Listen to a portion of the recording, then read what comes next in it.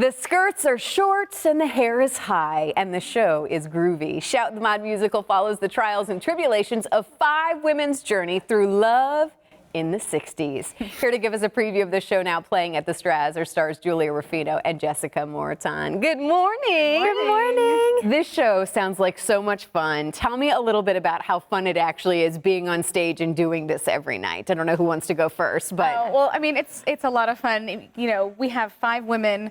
It's all in the cast, just 5 women, and we have a female director. So, you know, you expect sometimes like drama backstage with so many, you know, female hormones, but really we get along great. We have so much fun, laughs all the time backstage. So I mean, it's great. Well, my first question, I thought, well, how many men are in the audience? And you said, well, believe it or not, one of the shows you just did, the whole front row was men. But then my first line are the skirts are short, so maybe that's why. They were into it. Talk about some of the storylines that are kind of set the stage a little bit, pun intended there, on what people can expect. Yeah. So this is a jukebox musical, so it's a lot of 60s songs. Okay.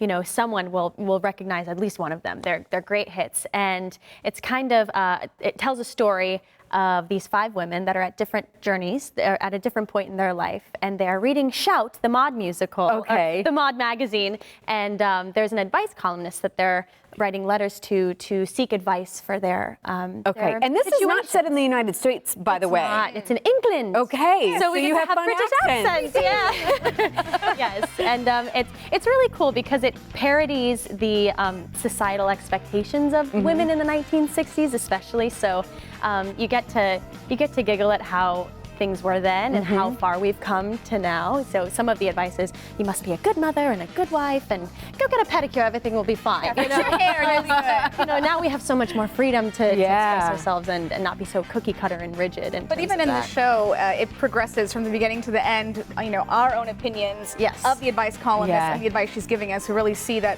we're coming to know, like, this is not right. You know, we're more than this. So it's nice seeing the progression in the show. Yeah. What has been some of the reaction from fans? Have they kind of stopped you guys and said, hey, this is what I love? I mean, any feedback yet? I mean, we had our first audience last night, which was great because it was like the last missing piece of the puzzle. And they had lots of laughter and a lot of response. Do you feedback on that?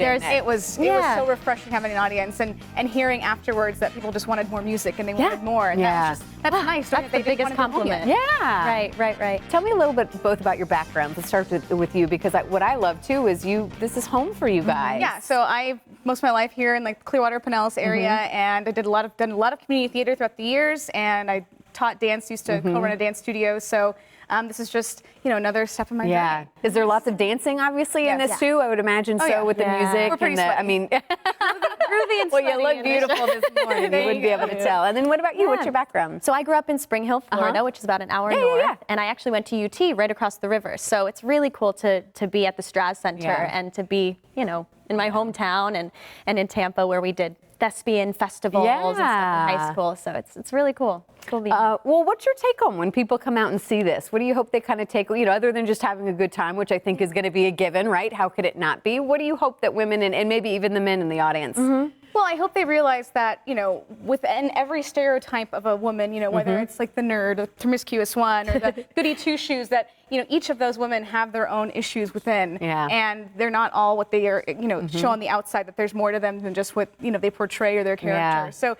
it's just seeing that everyone has some kind of hurdle to overcome. And even in this fun-loving show, we do have those moments where you're like, wow, I really felt that. And despite, I think sometimes we feel like we're the only ones battling these problems, and we're the only ones that feel like we're kind of going through this. And time and time again, you hear it's not. Yeah, it gives you a sense of unity and empowerment. And just to nod back, see how far we've come from the 60s and compare it to now.